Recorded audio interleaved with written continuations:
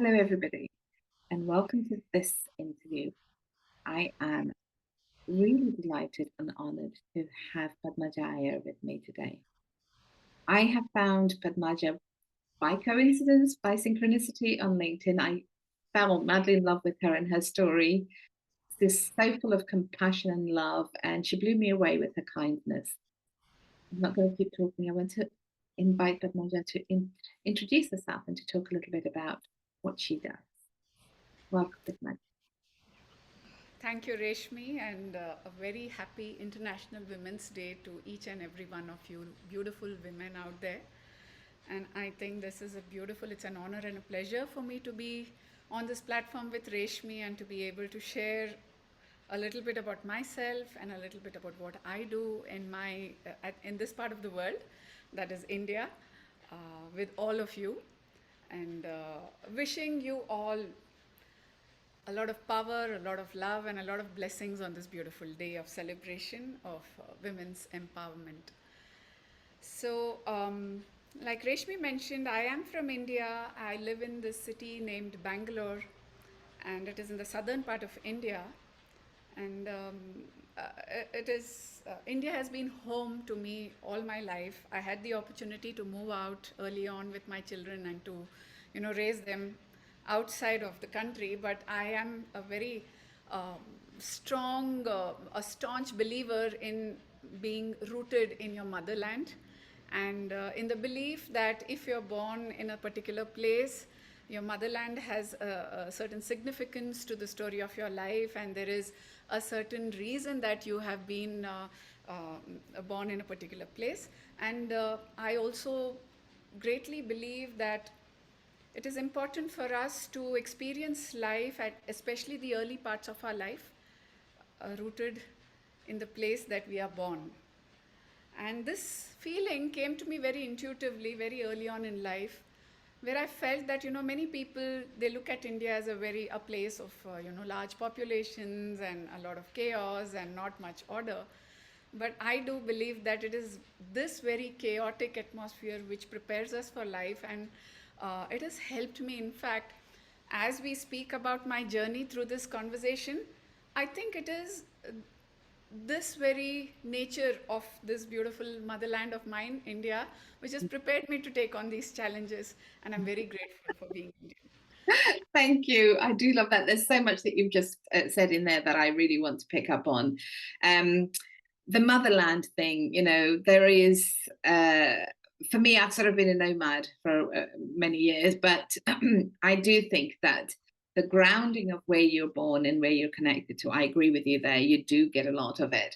The second point you've mentioned is the chaos. One of the um, things that I love teaching, and is part of this summit, is from chaos there will be order, and there has to be chaos. Yes. One of the most profound things that I found when I was studying or was being taught by my father things about the Bhagavad Gita, about Hindu mythology, is from the word Om, which is a sound that's out in space. It looks like chaos is happening, and suddenly then there's a planet that appears or a universe that appears. So at the very root of Om, which when we actually tone it, I'm sure you feel it, there's such peace for me, you know. Absolutely. So for you, I know you practice a lot of the spiritual philosophy of Hinduism. Would you like to share how you sort of thrive with it, where you use it, and how you thrive with it, the philosophy that you use in your work? Yes, I do believe that I'm grounded in a lot of practices which are an inherent part of Hinduism. And I think Hinduism is not something that is limited to India or Hindus as such. It is a way of life. And I'm very proud and I'm very fortunate to have been born uh, in an area where I've been exposed to this way of looking at life and developing a philosophy or living life, which is so universal. Mm-hmm. If you see that this is the teachings, and I'm sure every other religion is talking about the same thing, Yes. but somehow I think the way I have been exposed to it, for example, as a little child, what I saw then as being very strict discipline on behalf of my mother, She was very particular that we all returned home by 6 in the evening. Uh-huh. That's And kind. no matter what we were doing, where we were, we had to be home by 6 o'clock because that was the time for dusk, sunset. Yeah. And she said that I want you all back home and we are going to sit and chant. We are going to chant some Sanskrit prayers, Sanskrit Mm-hmm. shlokas, verses, right? Mm-hmm. And at that time, it seemed like a criminal thing to do to a young girl who wanted to be out there just playing with her friends and, being allowed to do whatever she wanted. And there were days when we were at the receiving end when we were late. But as I grew older and as I have come through this journey of life, and as I have also studied a little bit about the impact of the words, the uttered word, the spoken word, the chanting, the mantras on the brain, and how it impacts our life, how it makes us disciplined, I'm blown away by the simple things that have been inculcated at that early age. Mm. And somehow she made us memorize hundreds of shlokas when we were young Wow. Mm. in the Sanskrit language. What a And gift. today, I chant these shlokas every time. Most of the times when I'm doing any session, a group session, a live session, I feel called to chant something. And I always receive a lot of feedback as to how powerful that felt for people who experienced even just listening to it. And I myself, every time I, I just feel the power, being Yeah. diffused in me with the chanting of these mantras. So Mm. these mantras are not religious in any nature. It is just the celebration of divine intelligence, of everything that is part of nature and all the elements that are supporting us to be alive and to be able to experience life in the manner that we do. Yeah, I think that's so important. Just a little insight into the mantras on that. I mean, I'm blown away the fact that you can remember so many. I have a few that I remember that I was taught in childhood. My father was very strict, highly strict, in fact. So it was very hard to sort of really understand. My older sister understands a lot more about it because she had that, I guess, the age advantage.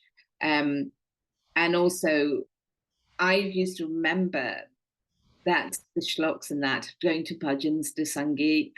Um, I always found myself in a trance as a Yes, child, So for those things, those are very dear to my heart. They were the healing, the grounding, the connectivity through the shloks, the chanting that I felt, and I feel that in that way of life, the being present to you, absolutely. there Absolutely. is there is an infinite strength and power that we can tap into that I think people miss when there isn't this chanting, there isn't this connection, you know. So yes, I completely, I do love when somebody has the good voice and they can chant and it's sort of effortless, it's fluid. How one you become with everything.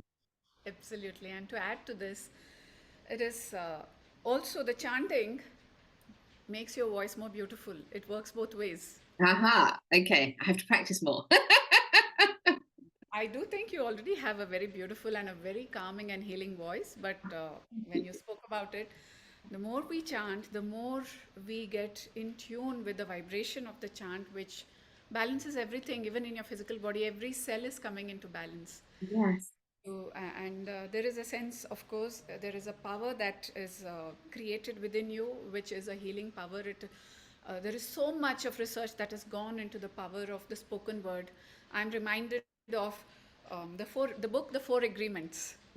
Yes, one of my favorites. I quote that all the time. Yes, absolutely. And in fact, I suggest that everyone should have a copy of that book in their homes. Like every other religious book that we believe in, I believe that the Four Agreements and the Fifth Agreement are two books that I suggest every person should have in Yes. their homes. And the very first agreement, which says, be impeccable with your word. Oh, absolutely. Uh, Absolutely. I do. I mean, this is one I do these sessions, one-to-ones and group sessions. And one of the things I keep bringing my students back to is the four agreements. It's never take things personally, be yes, impeccable with your word, yes, honoring the other person. And those four agreements are so key to. But as you were talking about words, sorry to interrupt, I'm going to keep going off on tangents, so I must hold myself into place. As you were talking about uttering the shloks and bringing that uttered word into reality, every cell in my body started vibrating with more light. Yes. And I think there is such power in the tones that we use when we speak. Absolutely. And thank you for saying my voice is very soothing. I've had that told to me a few times. At times, though, I notice this is such a really key thing, and you might notice that as well. So I find you very soothing. I find you very inspiring in the way that you speak and you smile, and there's a beauty in the way that you express your words. Um, but in speaking the word, being impeccable with your word, it's how you are aligning with your honest truth. Absolutely. This word integrity, because I know that you do a lot of integrity and authenticity work. This word integrity comes back to that, you know. True. Yes. So when you teach people, when you're working with people, I know you do a lot of healing work as well as coaching and whatever. When you heal people, where do you start with the embodiment for them of the oneness, the words? Is it with words that you start? Is it with the energy feeling that you part? Because you also do past life work and you've done a lot of theta healing. And so, I'm trying to put all your pieces together for you so I can get a picture of where your starting point is for working with people.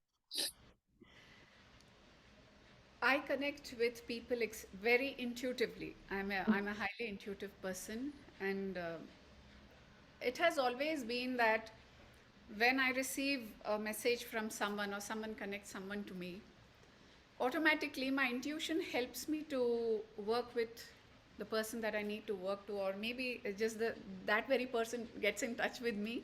And I'm sure this is the same for everybody out there, that we always connect to the people that we are meant to connect with and whom we resonate with, and it happens that way. But when I usually have an initial conversation with them, Yes. and that is a conversation, and let me tell you the reason for that.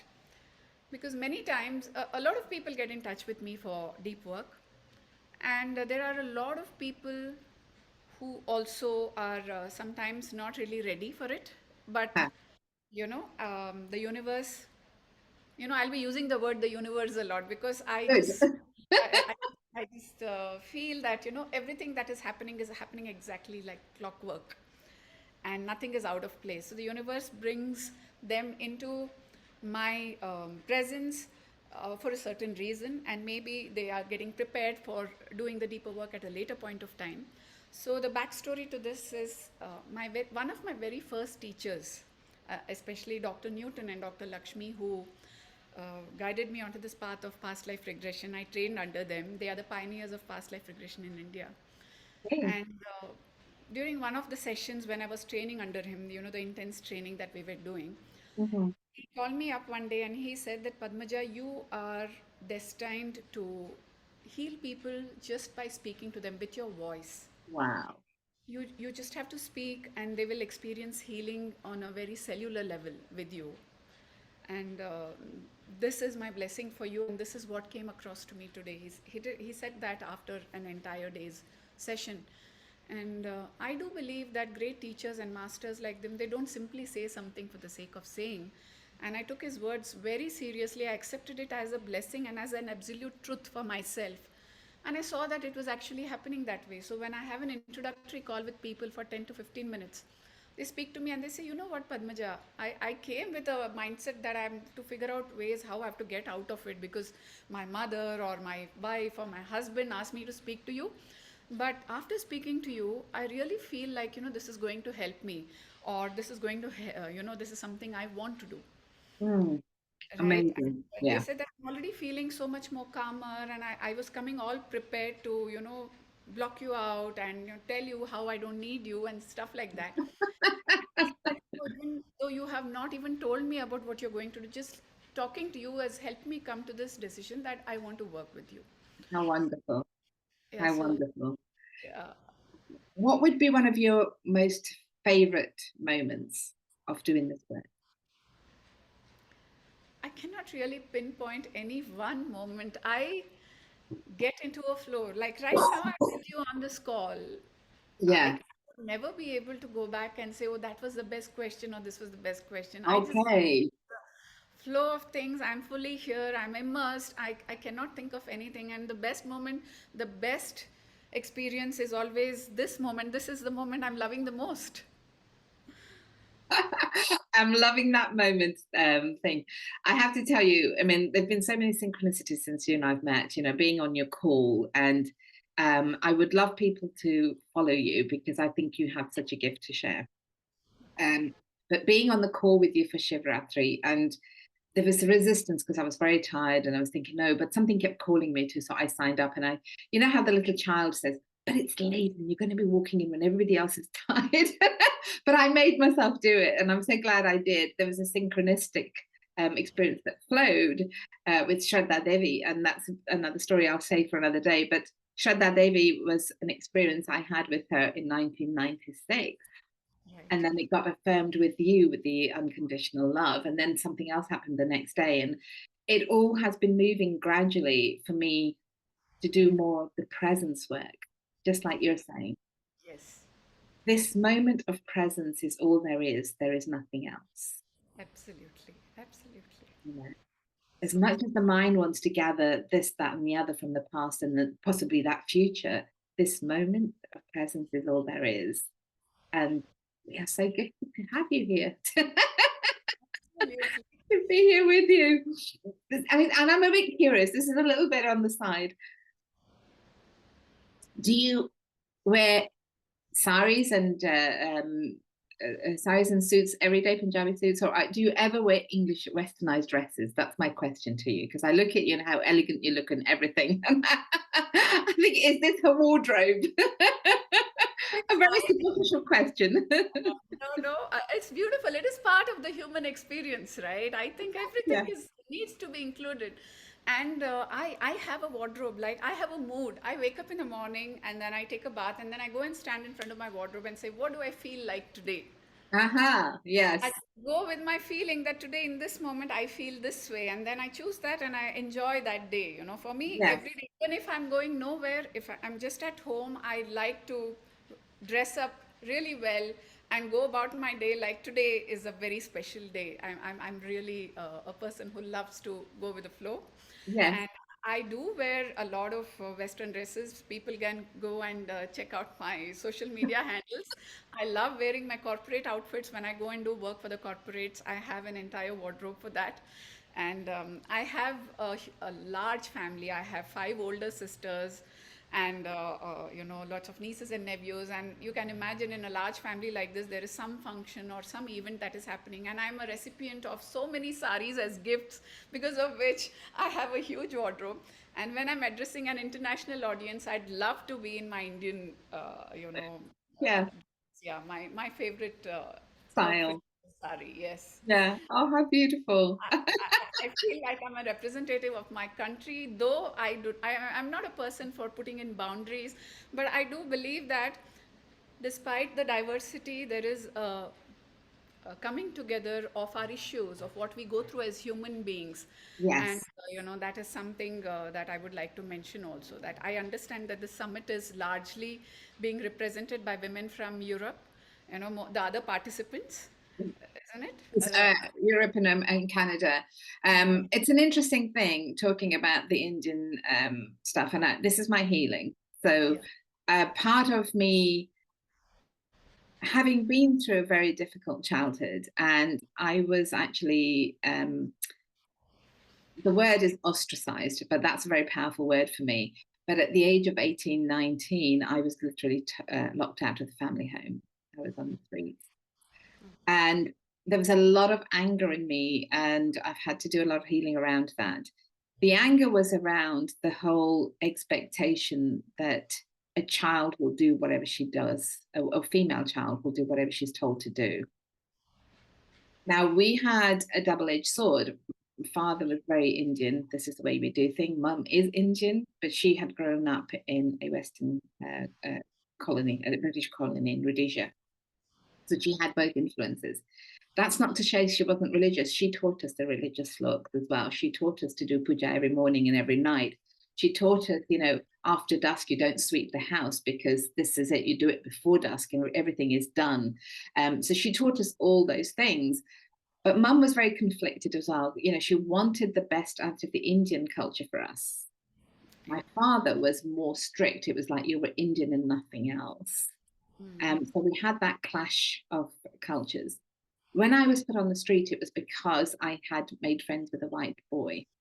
Okay. And I was told you either have this forced marriage or you leave the house. And I refused to have a forced marriage because my mum was forced into marriage at 16 to a man who was very abusive. Right. So I went through a huge crisis of I can't make harmony with a culture who will do this to girls. Absolutely.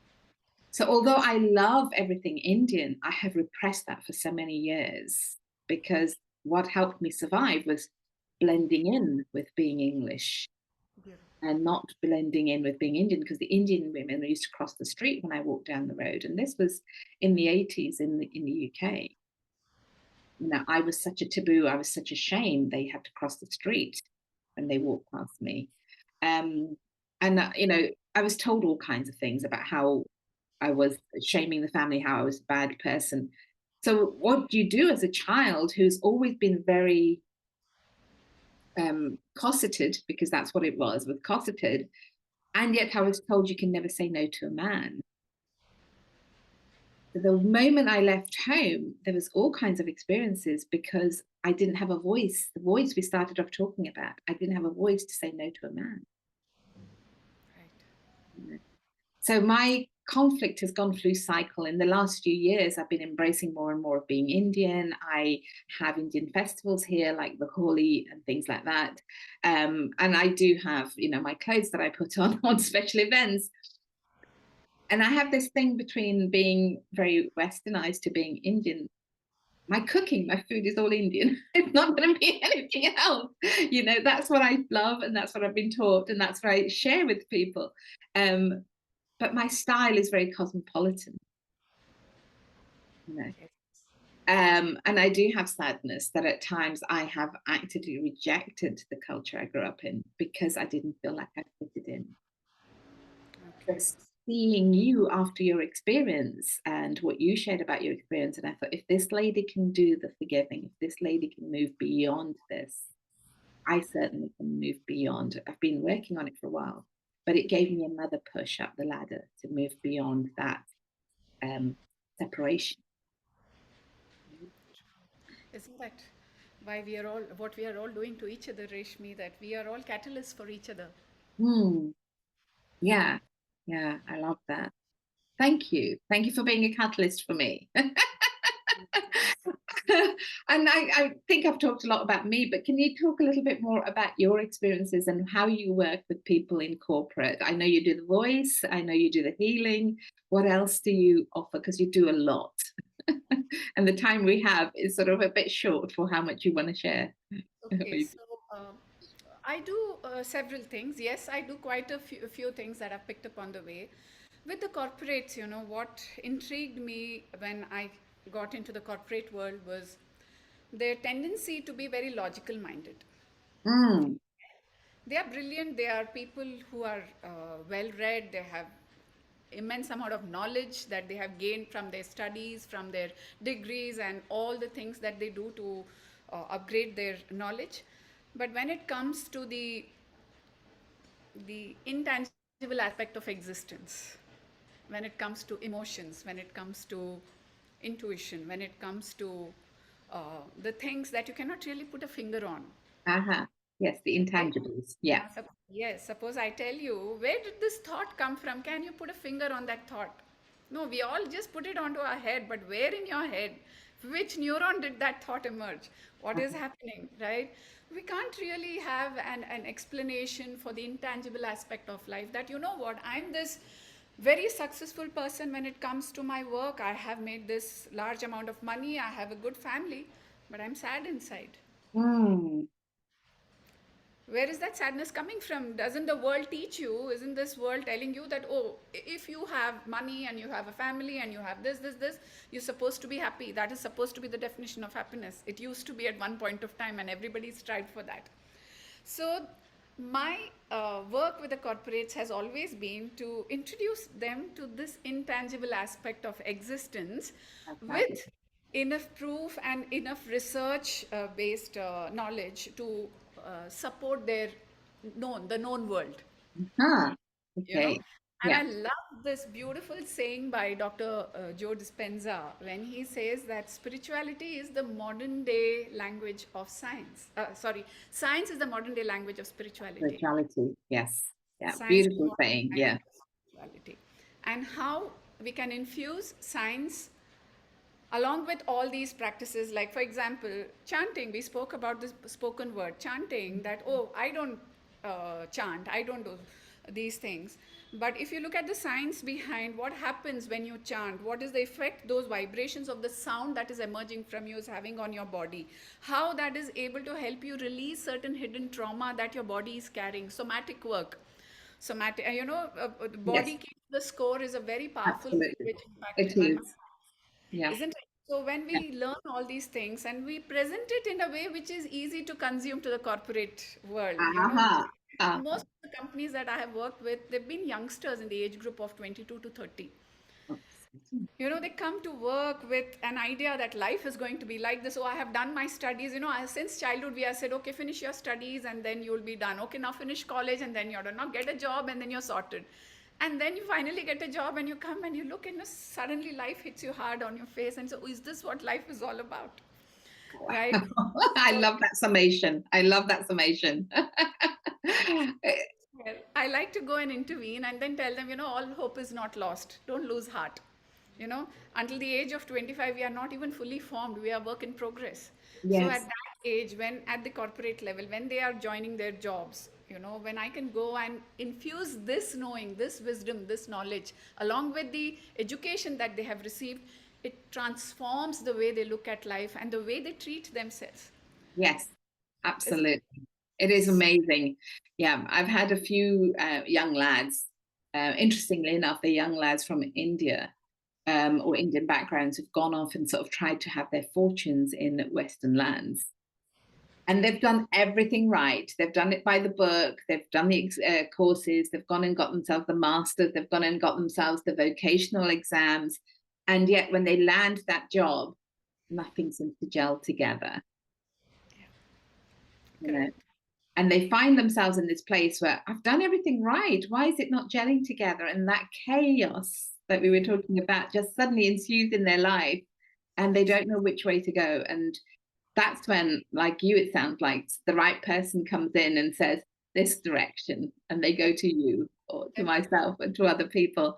I love the fact that you're going to the businesses, in fact, to work. And I also love the fact that you're doing work with young children in NGOs as well. Yes, This I is, do that. Yeah. this is So awesome. just before we move to the children's part, so what I actually do with the corporates is that, let's imagine that you have a luxury car, right? You have a Yeah. Mercedes, Mm-hmm. but you're not taking care. You're just cleaning it on top and everything, but you're not taking care to, fill in the fuel and, make sure that the tires have proper air or there is coolant, or, keeping it serviced. And then, then the ignition, the energy part, which actually creates the electrical spark for the engine to fire up, and then for the vehicle to be properly used, there is a gap there when it comes to the mind, body, spirit of the human being. How wonderful. And that is where bringing conscious living practices, introducing meditation, mindfulness as a very scientific activity where it makes a lot of sense for you to tune into that. And we see that, the people in the corporate, every weekend they tend to go out for parties or trips or something, looking for that high, looking for that happiness that they are seeking, that they're not able to achieve during those stress filled days of the week. If you could just tune into that and understand the concept of, being aligned on all these three Yes. aspects, and you will find the bliss within that. All of us have heard it, go within, going within, seeking within what you seek out, but nobody really understands how to do it. No. And I love simplifying all these things. I don't like to give very complicated concepts to people. The part that I enjoy most, if you were to ask me what is one thing I enjoy doing most, is to simplify things to such a level that even a child should be able to understand and to apply it. That is what I enjoy doing. I love it. I love that. There's still so much more I could learn from you just sitting here talking about that.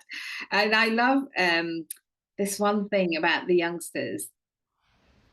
They might be mentally tired by the time they get to us, but suddenly there's a hunger in them for the spirit.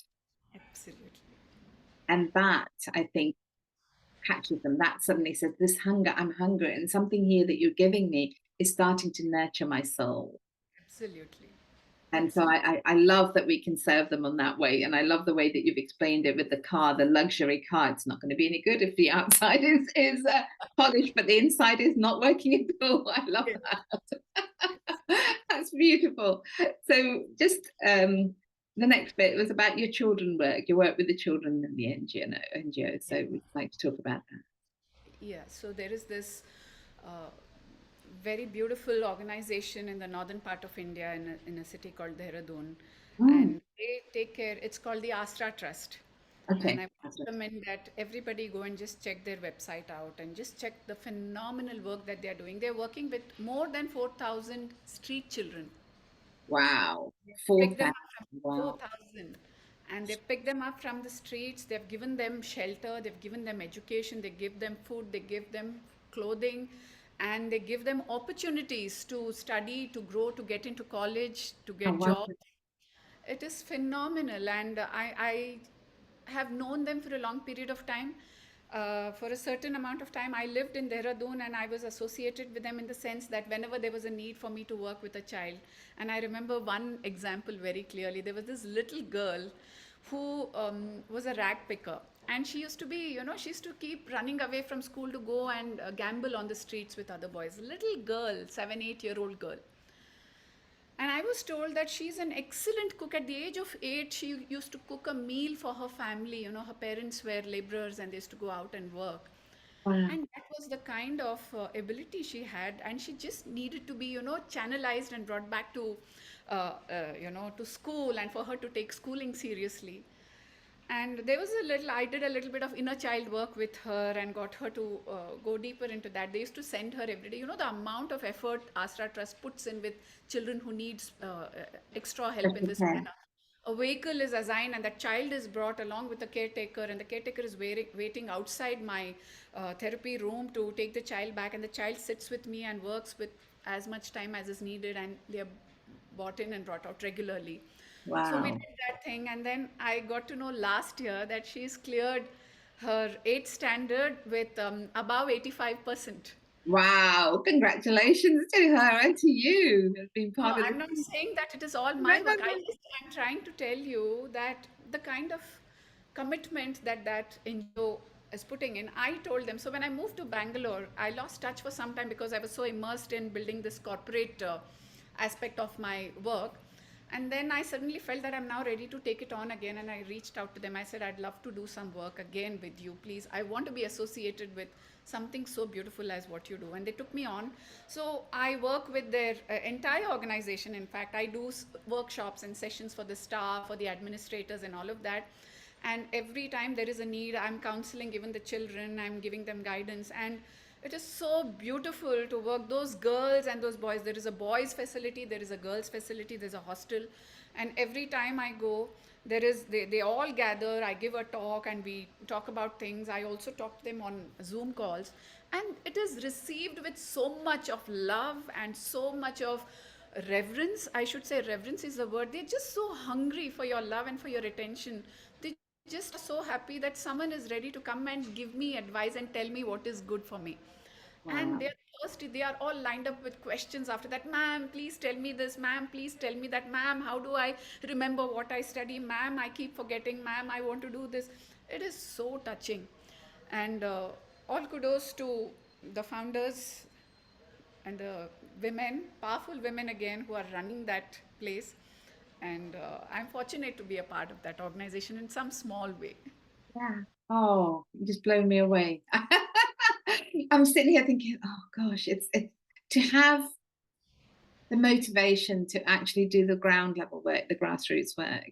I think that I heard you say before, working at the grassroots to change the future for the future generations is really what we're here for. Yes, we can help people in the corporate, and yes, they will be the ones that are the leaders that can help their staff and their people and their families, but also to go to the hearts of the little ones that are so hungry for that connection.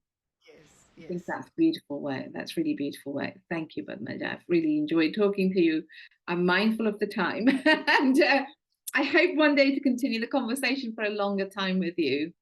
Is there anything that you want to add as a tip to the women who are listening and watching this? Is there anything that you would like to share with them? Yes, I'd love to share my message with them, which I usually share after every talk that I give. That my message or my intention of being part of any such conversation is uh, to make it evident and to make each one of us realize that let us not waste our lives and our time in holding on to what is now beyond our control, something that has happened in the past, something that is now something you cannot change. How can we use that as a stepping stone to move ahead in life, and to not be stuck onto being a victim in life or to feel like I was victimized. Yeah, what happened may not have been the right thing to have happened. There is no disputing that fact. But now, what can I do to come to that frame of mind? I generally say that there have been three values or three mantras that I have applied in my own life. The first thing is to become absolutely selfish. Aha, I love Okay. that one. Unusual for an Indian lady to say that. Yes. Yes, and I took my own time to say the word because I was preparing the audience. It's not taken very easily by people. They say selfish. No, we are not supposed to be selfish. Selfishness is a bad, Yes, value concept. to that concept to practice. So, I was blown away by Osho's. There's a book on fear in which there is an entire chapter on selfishness, Uh-huh. where he says that unless you are selfish and unless you fulfill your own needs, your giving is not going to be unconditional. Ah, what a And key. What a key. see, if you are hungry, will you be able to share your food with someone wholeheartedly? No, there'll be a resentment. There'll be yeah. Yeah, it'll be like I'm giving you something of mine. There will be a kind of an ego that comes in a place that I am greater than you because I'm giving you something that was for me, you know. So let me fulfill myself first. We all, as human beings, we have three basic needs. That's the need for safety and security, the need for creativity, for expansion, for co creation, and the need for acceptance, a need for belonging. Yes, very true. These three needs of ours are met. We make sure it is our duty to make sure that we fulfill our needs, because only then can we be truly there for our family, for our, we talk so much about relationships, about love. you know it is so important for us to ask ourselves, is my relationship really truly unconditional with my partner or with my children, or am I doing it from a point of view that, what, I'm raising you, I'm giving you a life because when I grow old you will take care of me. I've heard that so many times from so many families, and it's definitely not the way forward. So that is where selfishness is important. Fulfill your needs. Only then are you capable of doing anything for the world. And Brilliant. and every being, not only human being, every plant, every insect, every creature is here to give back to the world in some way or the other. In fact, there is a beautiful poem I have written on the housefly, and I will Ah, share it with you offline someday, which wonderful. I just channeled it, and it happened to me one day intuitively, and I wrote it down, and it made me realize that we are all here to give back in some way or the other, and that is what we are seeking to do, Yes, we knowing we are are. hungry. So that I is love my that. first mantra, to get selfish, fulfill your needs, and then be fully available to the world out there. Second one is be shameless. Oh, that's such a powerful one too. Wow. Shamelessness, I think, just be shameless when it comes to going and getting what you need to get in your life. Powerful. just go and do it. Don't worry about what the world is going to say, what people are thinking. People will think about you for a day, and then they're, we all are only thinking about ourselves. If there's a simple exercise I want you to do, click a picture in a group, and then Yes. notice what happens. You're only looking at yourself. You're not bothered about the other people. That is so true. You're just You're not saying, focusing oh, on yourself. I don't look good. Just take this off. I don't like myself. You're not even looking at everybody else because everybody only bothers about themselves, and it's okay. I'm not saying it's a bad thing. No. I'm understand that and become shameless and go get what you want to do. It is again going to feed into that selfishness thing where you will become fulfilled. Even if you make mistakes, give yourself permission to make mistakes. Go make those mistakes and learn what didn't work for you, and then figure out what is going to work for you. Unless you give yourself that permission, the being hung up on always doing everything right and being right for society, and worrying about what will people think of me and say about me, just dump all of that. Wow. Just become shameless and be ready to run naked in life is what I believe.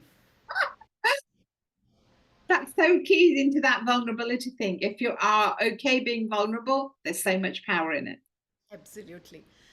And then the third and final mantra of my life is surrender. Now that you've been shameless and selfish and everything, now surrender to everything that is here in this moment. Say yes to this moment. Amazing. I love those three. They are very powerful. Thank you. I'm going to sit down and start making notes. It's interesting. I was developing a program called the Surrender Solution. Okay. And it's exactly that. It's surrender your story, surrender the attachments that you have that don't really let you be you. Yes. And I think so, ending on that note, that is really powerful. Maja, this has been such a blessing. I'm so grateful to you. This is it feels very short, but I am grateful for you for making the time. And I look forward to connecting with you soon in lots of ways. I think there's lots of other avenues that I could follow you and support you. Is there a place people can connect with you or follow what you're doing and what you're offering? Yes, they can go to my website and they can connect with me by writing a mail to me from my website. That is padmajaayer.com. It is PADMAJAAIYER.com. And I also, through my website, they can go through all my social media handles, my LinkedIn or my Instagram, which is Padmajaa_Iyer, the same spellings.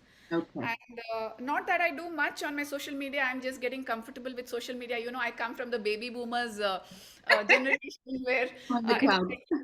taken me some time to get comfortable with social media, but I'm getting there. My children have been helping me, and I'm very Wonderful. grateful to them for that. So you can get in touch with me. I will, underneath the videos and underneath the summit, yeah, I will put your links and the links of the other presenters and also in the Facebook group. So anybody who's watching can go off to the Facebook group and watch that. Thank you. Thank you for your blessings and lovely to be here. Thank you for doing this, Reshmi. It's been an absolute pleasure, and I wish you all well. Thank you. Thank you.